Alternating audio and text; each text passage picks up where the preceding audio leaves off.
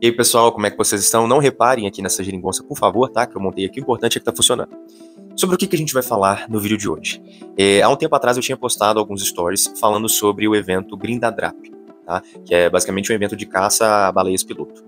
E eu perguntei se vocês queriam um vídeo um pouquinho mais completo sobre isso. Foi basicamente unânime, todo mundo queria ver, né? Então, este é o vídeo, ele pode ficar um pouquinho mais extenso, porque aqui eu vou falar do evento, mas eu vou falar também sobre questões socioeconômicas, um pouquinho sobre a questão cultural, um pouquinho sobre a moral, o que é ético, o que não é, certo?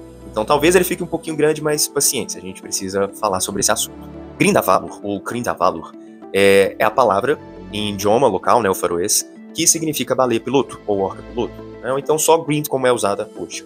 Hidra é basicamente morte e assassinato. Então seria ali morte às baleias piloto, né? Assassinato, caça às baleias piloto. Ok, e onde ocorre esse evento? Né? O Grindadrap, ele ocorre ali nas Ilhas Faroé, que é um arquipélago autônomo pertencente ao reino da Dinamarca. Então quando eu digo que é um arquipélago autônomo, significa que todas as questões são tratadas de forma interna dentro do governo deles, inclusive essa caça aos cetáceos. Geograficamente fica ali no Atlântico Norte, entre Escócia, Islândia e Noruega. É um lugarzinho assim bem afastado, com cerca de 54 mil habitantes atualmente, e esse evento faz parte da questão cultural deles e socioeconômica também, mas a gente vai falar disso aí daqui a pouquinho. Então como que começou toda essa história, né? Esse evento, ele remonta à prática, né? Remonta ali ao século IX, mais ou menos, na época dos vikings, e essa tradição nasceu com uma necessidade de sobrevivência. Você tinha ali um solo que não era muito aproveitável, né? Então eles praticavam essa caça e utilizavam ali de tudo, né? A carne, a gordura, os ossos do animal, então era mais uma questão de sobrevivência mesmo. Ok, mas como que isso funciona hoje? A caça, ela está regulamentada desde 1948, e ela tem um acompanhamento ali por autoridades, os policiais, você precisa ter um treinamento para poder participar, é feito em barcos, né? Então, você tem ali também os limites da área que você pode caçar, as espécies que você pode caçar, é regulamentado, né? Vamos colocar assim. Mas existe a participação também da comunidade, né? Existem cargos que são os Grindaformen, são os responsáveis, os chefes ali da caça, e no final todo esse material é distribuído, né? A carne, a gordura é distribuída ali entre a comunidade. Também existem materiais, né, de lanças especializadas para você tentar deixar a morte do animal menos sofrida, né, coisa ali de 1 a 2 segundos em média. Então, basicamente, eles avistam um grupo de cetáceos, vão lá com o barquinho, cercam, tentam trazer ele lá mais para as áreas rasas, e ali ocorre a matança. E ainda assim, mesmo com toda essa regulamentação, na prática as coisas não são bem assim. Eu falei sobre a questão da distribuição, então era tradicionalmente uma questão de subsistência comunitária, mas isso foi mudando ao longo do tempo, né? Então hoje, o que nós vemos hoje oficialmente é que desde 2021 essa carne também é distribuída para restaurantes e mercados para ser comercializada. Então não é só um evento, vamos dar carne de graça para todo mundo, não é bem assim. Foi crescendo ali uma certa perversão para esse entretenimento, né? Até como esporte. Então a galera vai feliz, vai alegre para poder matar os bichos. E uma outra coisa que a gente precisa falar é que o PIB per capita das Ilhas Faroé é cerca de 86 milhões de euros por ano. Então, você se alimentar da Grind já não é mais uma necessidade básica. Ok, então nós entendemos que essa caça não é uma necessidade básica, mas ainda ocorre por questões socioeconômicas, culturais e também dá adrenalina legal para os camaradas lá para ficar caçando. Mas existem diversas controvérsias legais, controvérsias éticas. Por exemplo, o método que eles usam, né, para abater o animal gera muita dor, né, muitas vezes não mata de repente, já tem relatos de animais sofrendo ali por 8 minutos, né, e eu não estou nem considerando baleias piloto grávidas nesse cenário. Existem hoje diversas leis de proteção ao bem-estar animal, Convenção de Bern, CITES, as COBANs, mas nenhuma delas se aplica diretamente às Ilhas Faroé. Isso porque os cetáceos caçados, né, as baleias piloto, o orca piloto, na verdade, tecnicamente falando, são golfinhos. Globicefalamelos, ou baleia piloto, ou orca piloto, na verdade pertence à família dos golfinhos, Delfinite, mesmo ali do golfinho nariz de garrafa, das orcas, enfim. É um golfinho muito grande, um golfinho de 8,5 metros, basicamente. Mas isso faz diferença? Isso importa? Sim. Porque em algumas leis e tratados de proteção a cetáceos, né, eles fazem algumas distinções. Por exemplo, o animal está em extinção, o animal é considerado não comercial, e existe também, né, a questão ali de baleias, né, de grande porte versus golfinhos e baleias menores. Então, em alguns tratados, não é dito explicitamente sobre a proteção desses golfinhos da mesma forma que é a proteção das baleias de grande porte. Mas então, legalmente, pode caçar golfinho? Depende. Eu falei no início do vídeo que as Ilhas Faroé não fazem parte da União Europeia, então eles não seguem, eles não precisam seguir, né, explicitamente ali, o que diz sobre a prática de caça aos cetáceos. Eles são protegidos pelas leis internas, apesar de fazerem parte aí do Reino da Dinamarca. O que os tratados e convenções internacionais, Berne, Ascobans, falam, né? Existem cláusulas que dizem que essa caça é permitida por questões tradicionais ou questões culturais. Então, os golfinhos não estão automaticamente protegidos contra a caça, a não ser que seja a espécie em extinção, o que não é o caso das baleias piloto. Então, se a baleia piloto fosse uma baleia de verdade, ela teria um tratamento diferente, né? As coisas mudariam, o cenário seria outro? Provavelmente sim. Isso por conta de regulamentação. A gente tem a IWC, que é a Comissão Baleeira Internacional, que tem proteções muito mais severas em relação à caça de cetáceos de grande porte, baleia azul, jubarte, enfim.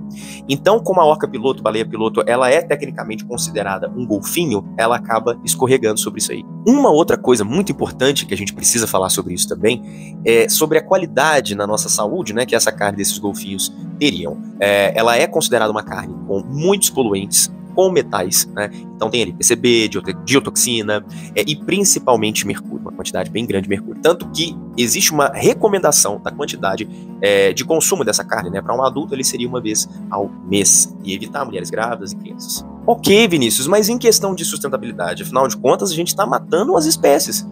Ok, vamos lá. A caça, em média, é de 700 a 800 baleias piloto por ano. Isso não é um teto, isso não é um número limite, isso aí é uma média, né? Então a estimativa populacional do Atlântico Norte de baleias piloto é cerca de 128 mil, se eu não me engano. Mas não são só elas que são caçadas, os golfinhos de lado branco também são caçados. E aí a gente vai lá para 2021, onde houve um massacre de 1.428 golfinhos, tá? Isso chocou até as comunidades locais. Mas em relação à punição, não sei.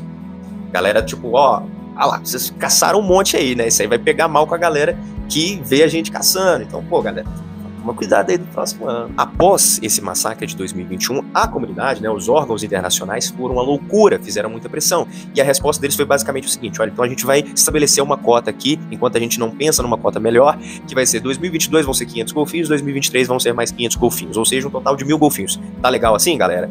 E era para, durante esse tempo, ter estabelecido uma cota limite, mas não foi estabelecida. Pelo menos eu não achei nenhuma informação sobre isso. Então continua, desde 2023, continua da mesma forma. Legal demais, né?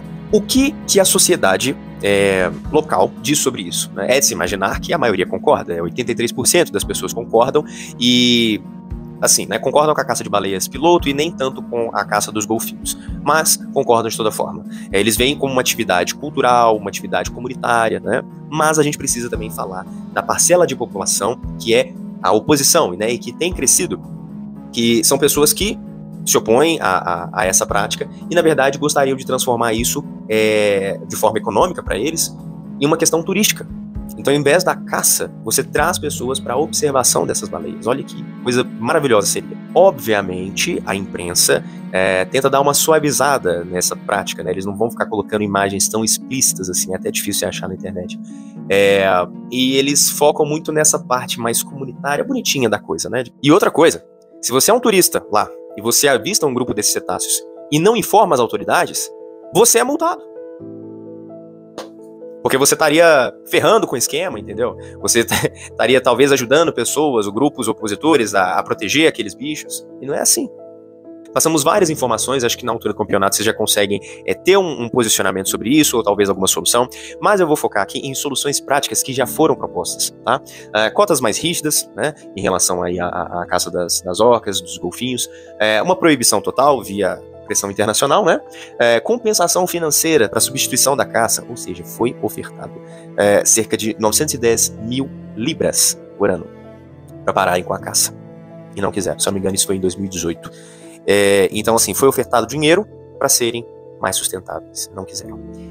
Incentivo ao turismo sustentável.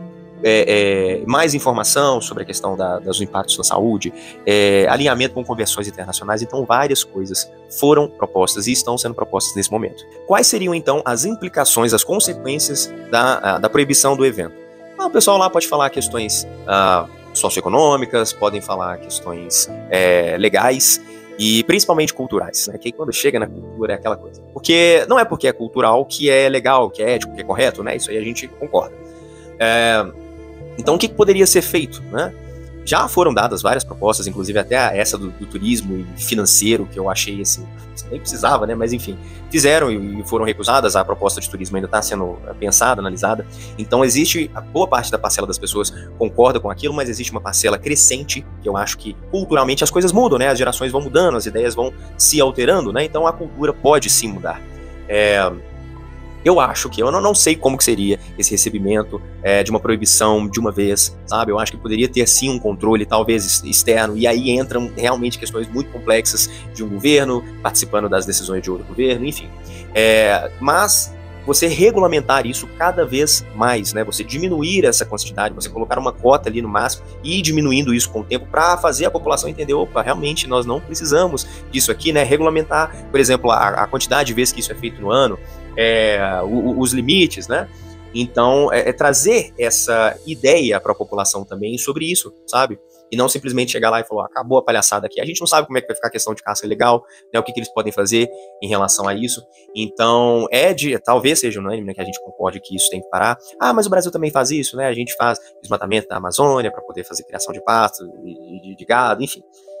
São questões muito complexas. Eu não estou aqui tentando propor uma resolução, é só para a gente pensar, né? Pensar que existe isso e que coisas podem ser feitas em relação a isso, não é porque é cultural, que realmente é bonitinho e que tem que prosperar. Não, a gente tem que parar, pensar e achar soluções que sejam boas aí para nossa biodiversidade, sejam boas também lá para a população. Enfim, é isso. É um vídeo para a gente pensar. Comenta aí o que vocês acham, o que vocês pensam sobre isso. E é isso. Valeu, galera. Até o próximo vídeo. Beijo. Fui! Mas e os indígenas, hein, Vinícius? Você não vai falar deles, não? Que mata macaco, mata ave lá nas florestas lá. Você não vai falar disso, não? Vai tomar no seu cu.